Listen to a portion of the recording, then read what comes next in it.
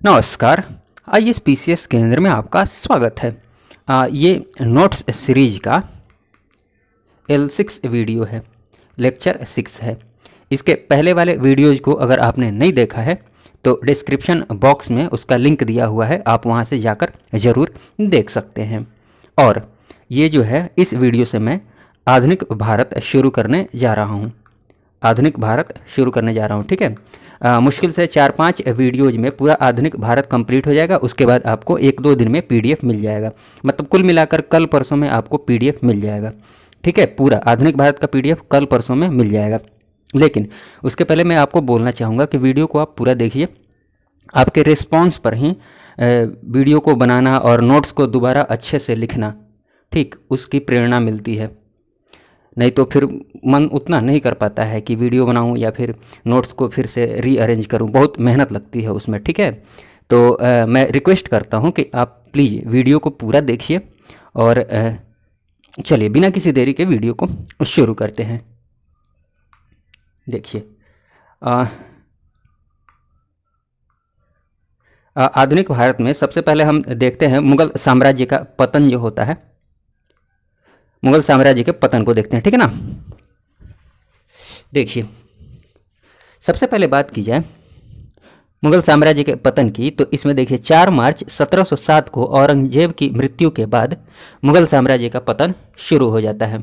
ठीक, हाँ देखिए, ये वीडियो रिवीजन के पर्पस से बनाया गया है।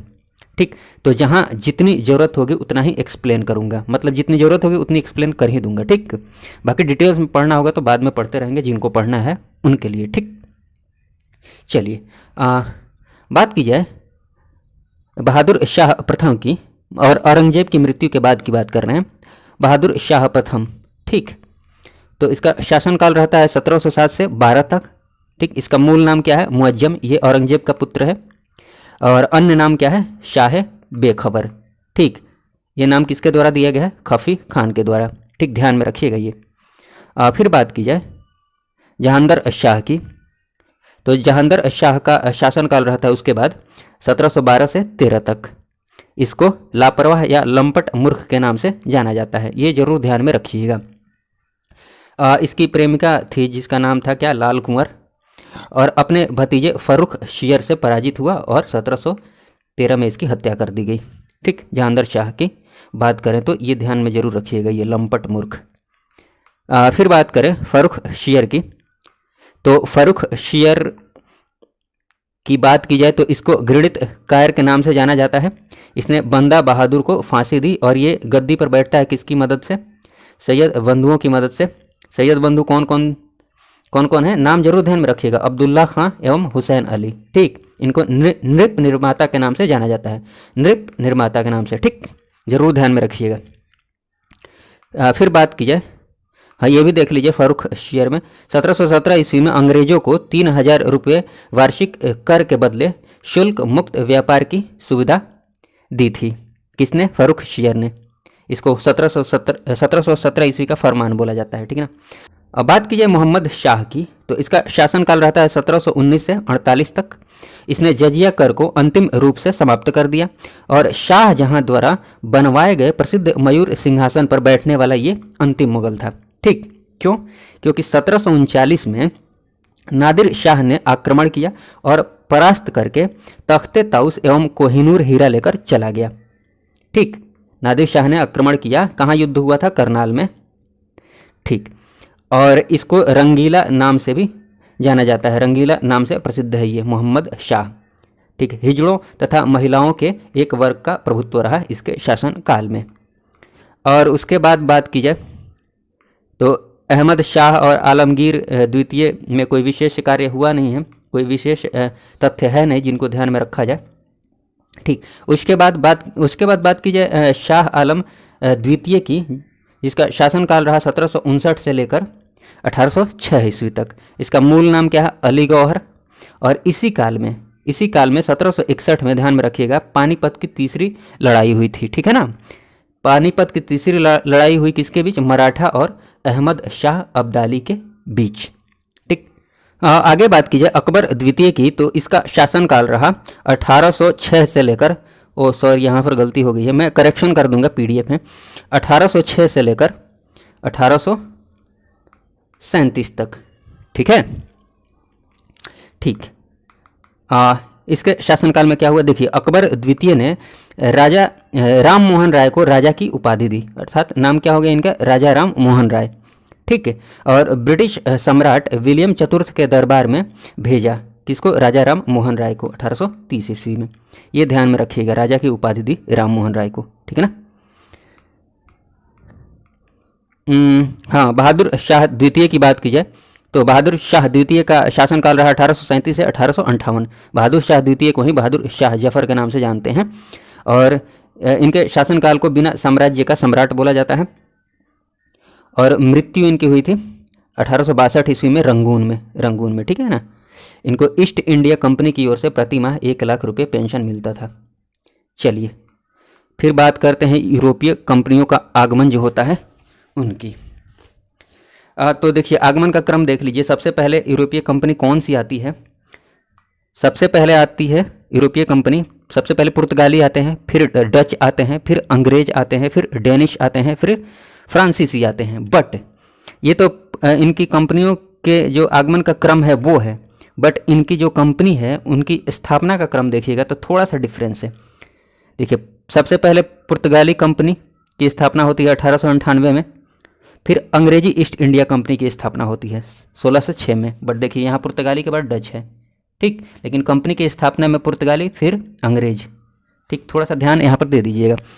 तो स्थापना के क्रम में देखा जाए तो पहले पुर्तगाली कंपनी, फिर अंग्रेजी ईस्ट इंडिया कंपनी की स्थापना होती है 1600 ईस्वी में, डच ईस्ट इंडिया की कंपनी की स्थापना होती है 1602 ईस्वी में, डेन ईस्ट इंडिया की कंपनी की स्थापना होती है 1616 ईस्वी में, और फ्रांसीसी कंपनी की स्थापना 1664 ईस्वी में, ठीक है। चलिए थोड़ा सा ध्यान दे दीजिएगा। फिर पुर्तगाली की बात कीजिए थोड़ा सा, तो पुर्तगाली सबसे पहले आते हैं। सबसे पहले कौन आता है, वास्को डी गामा 1498 ईस्वी में, और इसने भारत के लिए नए समुद्री मार्ग की खोज की। अहमद इब्न मजीद इसका हेल्प करता है, इसकी सहायता कौन करता है, अहमद इब्न मजीद, ठीक। कालीकट के शासक जमोरिन द्वारा इसका स्वागत किया जाता है, ठीक ना। काली मिर्च के व्यापार से 60 गुना से अधिक का मुनाफा होता है। किसके व्यापार से, काली मिर्च के, ध्यान में रखिएगा, काली मिर्च के, ठीक ना। बात की जाए अभी पुर्तगालियों की ही, तो फ्रांसिस्को द अल्मीडा की बात की जाए तो ये भारत में प्रथम पुर्तगाली वायसराय बनकर आता है, प्रथम पुर्तगाली वायसराय या गवर्नर बनकर आता है 1505 ईस्वी में, ठीक है ना। ये ब्लू वाटर पॉलिसी अर्थात शांत जल नीति का प्रतिपादक है, ये जरूर ध्यान में रखिएगा, ब्लू वाटर पॉलिसी जरूर ध्यान में रखिएगा। अल्फांसो द अल्बुकर्क की बात की जाए तो ये दूसरा गवर्नर बन के आता है 1509 ईस्वी में, ठीक। और ये भारत में पुर्तगाली शक्ति का वास्तविक संस्थापक होता है, ठीक ना। 1510 ईस्वी में बीजापुर के शासक यूसुफ आदिल शाह से गोवा ये छीन लेता है, ठीक। अब देख लीजिए थोड़ा सा, जितनी भी कंपनियां हैं, जितनी भी कंपनियां, उन्होंने कहाँ कहाँ पर फैक्ट्री खोली, प्रथम फैक्ट्री कहाँ कहाँ पर खोली वो मैंने यहाँ पर लिखा है, ठीक ना, ध्यान दे दीजिएगा यहाँ पर। एक मिनट रुकिए। हाँ, पुर्तगालियों की बात की जाए तो देखिए पुर्तगालियों ने अपनी पहली फैक्ट्री कहाँ पर खोली थी, कोचीन में। कोचीन कहाँ है, केरल में, 1503 ईस्वी में, ठीक। डेट ना भी ध्यान में रहे तो ये नाम जरूर ध्यान में रखिएगा।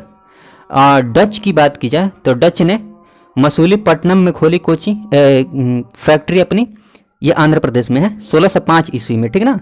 अंग्रेजों ने अपनी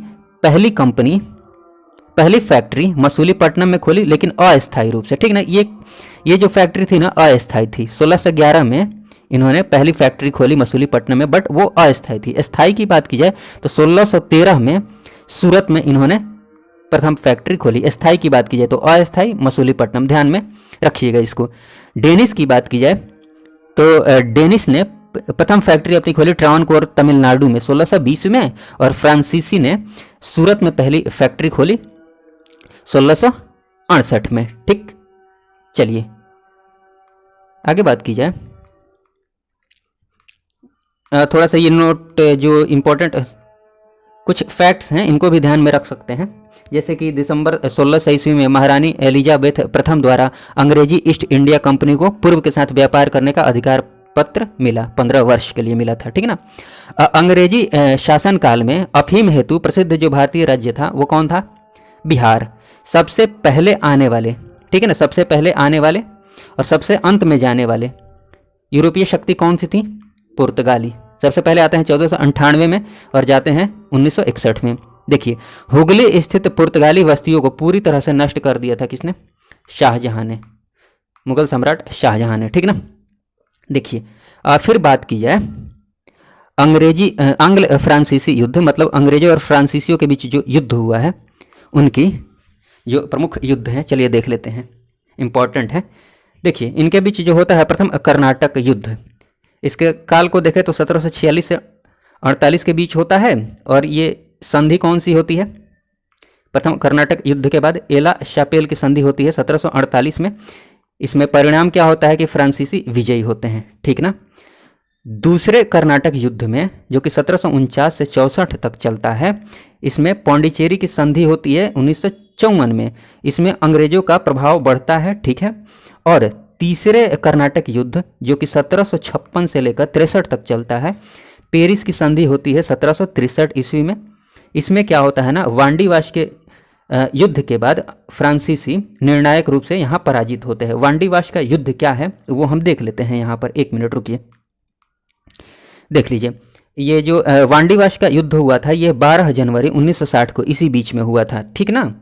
इसमें अंग्रेजी सेना का जो नेतृत्व किया था वो जनरल आयरकुट ने किया था और फ्रांसीसी सेना का नेतृत्व किया था काउंट डी लाली ने, जिसमें अंग्रेज जो हुए थे वो विजयी हुए थे, ठीक।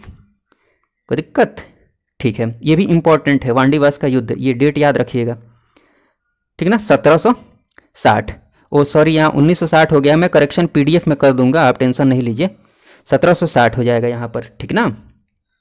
चलिए, और बस ये एक फैक्ट ध्यान में रख लीजिएगा, ये वाला, 1 मिनट रुकिए मैं दिखा देता हूँ। ये 1661 में चार्ल्स द्वितीय जो कि इंग्लैंड का सम्राट था और कैथरीन जो कि पुर्तगाल की राजकुमारी थी, ठीक ना, दोनों की शादी हो जाती है और दहेज में मुंबई मिलता है किसको? बम्बई किसको दहेज में मिलता है? चार्ल्स द्वितीय को, ठीक ना। चलिए इस वीडियो में बस इतना ही रहने देते हैं। वीडियो देखने के लिए आपका बहुत बहुत धन्यवाद। जय हिंद, जय भारत।